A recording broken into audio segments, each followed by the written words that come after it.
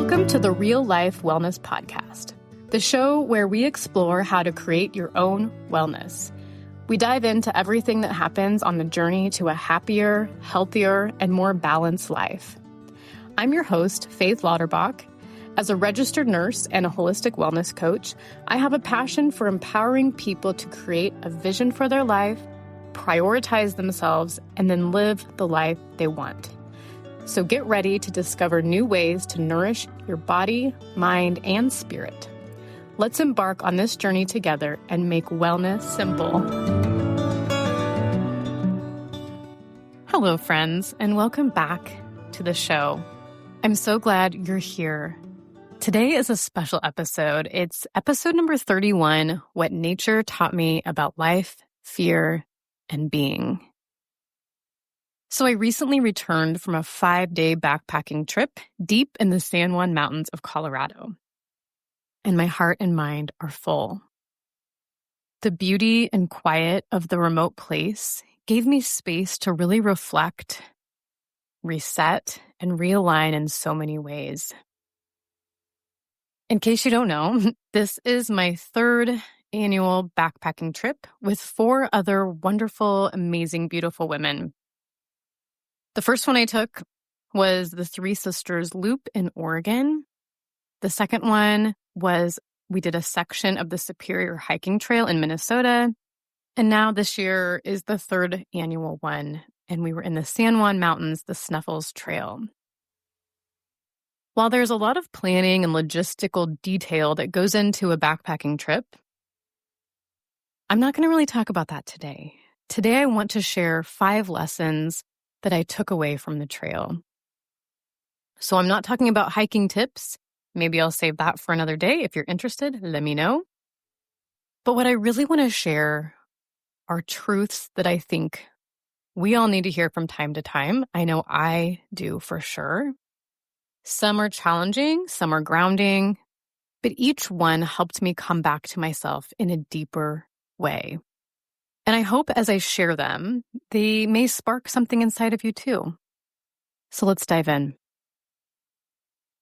Okay, the first lesson that I learned as I've been processing this trip was life is too short to live from a place of fear.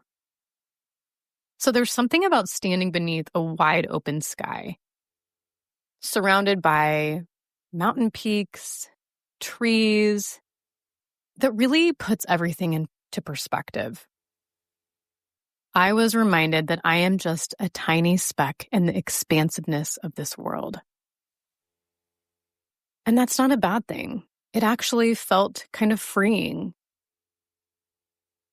Fear can be so gripping, and it's really easy to let it be in the driver's seat of our lives, our decisions, the way we show up. Fear tells us to play small, to stay safe, to control everything. But when we're constantly living from a fear-based mindset, we miss out on so much beauty, growth, and joy. Research shows that chronic fear and stress activate the amygdala, which is the part of our brain responsible for survival mode. Over time, this actually suppresses our ability to think creatively and rationally. Fear literally limits our vision, both neurologically and metaphorically. Being in nature reminds me to ask myself, what would it look like if I didn't let fear take the lead in my life? Okay, lesson number 2. Being comfortable is not the point of life. Let me tell you, backpacking is not comfortable. My shoulders were sore, my back was aching, my feet were tired. The bugs could be really annoying at times. The weather was unpredictable. A little more about that later. But it was real. Everything about backpacking forces me to be present. I actually even started saying to myself in my mind, I am not here to be comfortable. The discomfort opens the door to deeper truths. Living an authentic life often means facing hard conversations, sitting with painful emotions, admitting when we're wrong, and being vulnerable enough to try something and possibly fail. Brené Brown, who maybe you've heard of, she's one of my favorite researchers and authors, puts it so well. She says, vulnerability is the birthplace of courage, creativity, and change. So discomfort isn't a sign that we're doing something wrong. It's a sign that we're literally growing and learning. So let's stop chasing comfort and start leaning in to what really matters in this life. Lesson number 3, it's okay to reroute. On the last day of our backpacking trip, we had to reroute, literally. And it was a little bit of a tense moment, let me tell you. During this whole trail, all the days, we knew we were at risk of lightning strikes in the specific area we were in. And it was something we needed to take very seriously. But we had literally experienced no lightning the entire time, except the last day. We had to stop and take cover for about 30 to 45 minutes. And since the route we were planning on taking that day has the highest risk of lightning strikes, we had to make a decision last minute to detour from our original plan. It was disappointing, but also it was 100% the right call. If we would have decided that we were so attached to the plan that we had and not listened to the signs that we were getting, we would have put ourselves in a dangerous situation. Isn't that just like life? I know so many times in the past, I have gotten so attached to how I thought things should be that I literally put myself in situations that I didn't need to be in, that were really, really challenging, that created struggle in my life. I've really learned when we pause, listen, and just soften that grip, the path forward becomes more aligned. Cognitive flexibility.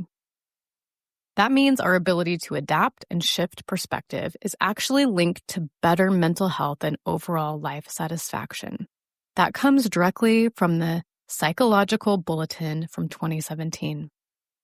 The more we practice rerouting with grace for ourselves and for the situation, the more resilient and open-hearted we become.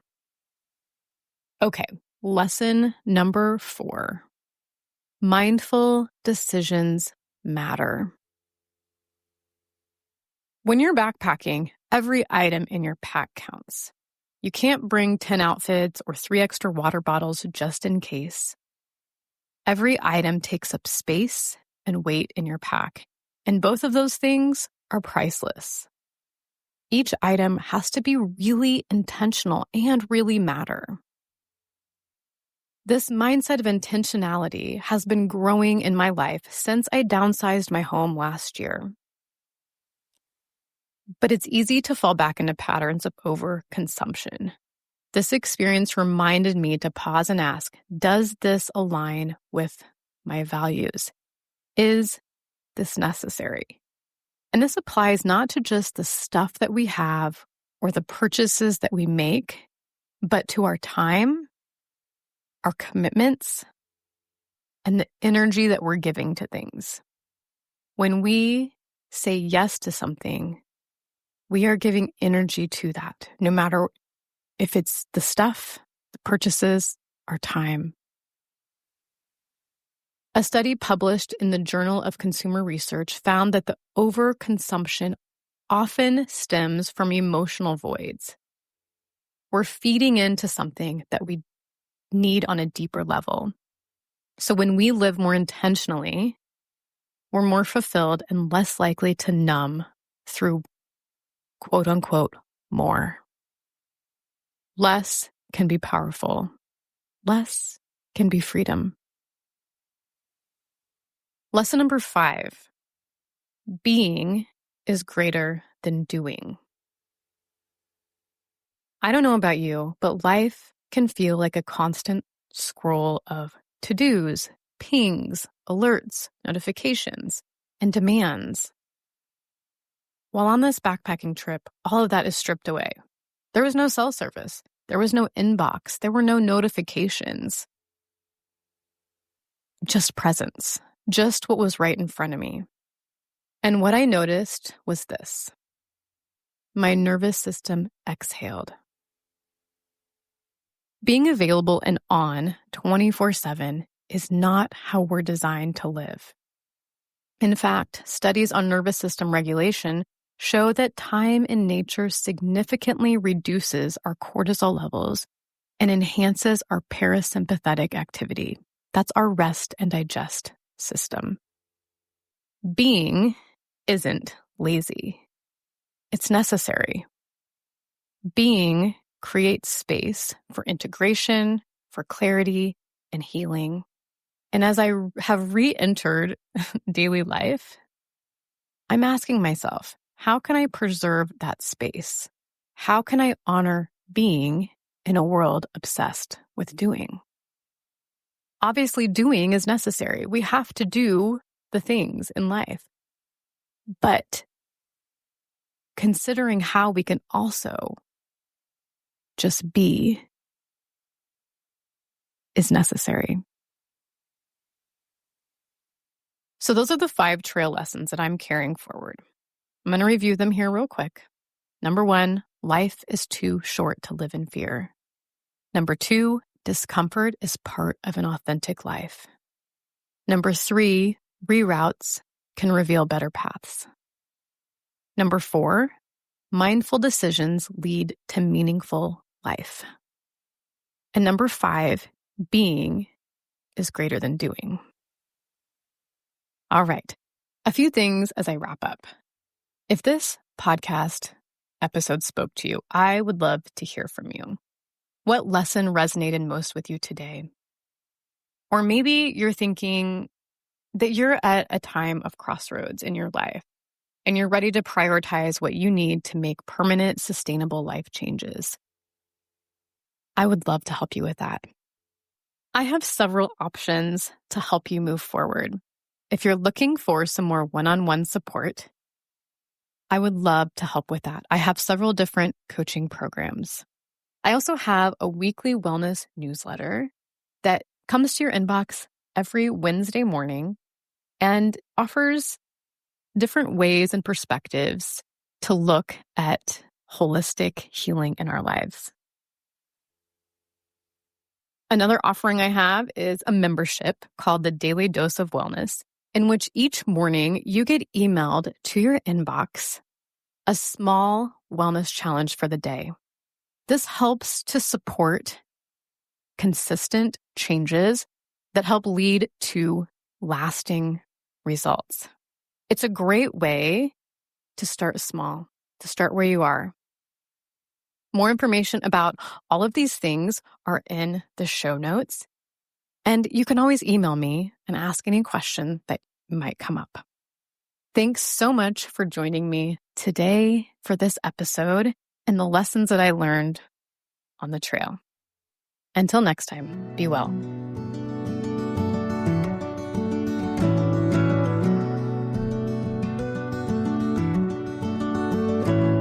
Thank you so much for tuning in today to the Real Life Wellness Podcast. To stay updated on my latest episodes and wellness insights, be sure to subscribe to the podcast and follow me on social media. If you have any questions or topics you'd like me to explore, feel free to reach out. I love hearing from you. If you could, please review or rate this podcast on Apple or Spotify to help more people learn how to make wellness simple.